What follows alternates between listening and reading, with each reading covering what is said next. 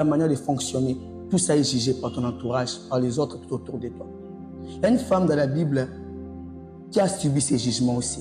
Eh bien, nous rencontrons l'histoire dans le livre des Jean, chapitre 8, du verset 1 au verset 8. Il dit qu'il y avait une femme qui a commis un adultère. Et dans cet adultère, tout le monde tout autour de lui a condamné. Ils ont dit qu'il a commis un adultère, il devrait mourir par cet adultère. Eh bien, il dit, ils l'ont approché devant Jésus. Lorsqu'il est arrivé devant Jésus, Jésus ne lui a pas condamné. Au contraire, il écrivait par terre. Une chose qu'il faut retenir sur cette femme, il a su dès le début qu'il était une personne condamnée, une personne qui ne méritait pas la vie. Dès le début, lui-même savait que la vie, il ne pouvait plus ou jamais la mériter.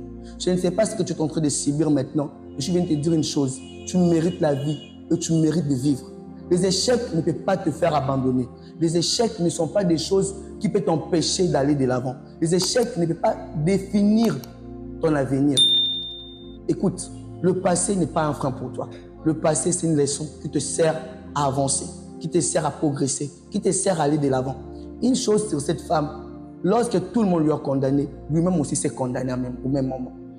Il croyait que la mort était pour lui quelque chose de méritant. Et pourtant, Jésus ne le voyait pas de cet œil-là. Je ne sais pas comment est-ce que les gens autour de toi te jugent, comment est-ce que les gens autour de toi te parlent, qu'est-ce que tu es en train de subir, mais Dieu m'a mis en cœur de te partager ce message.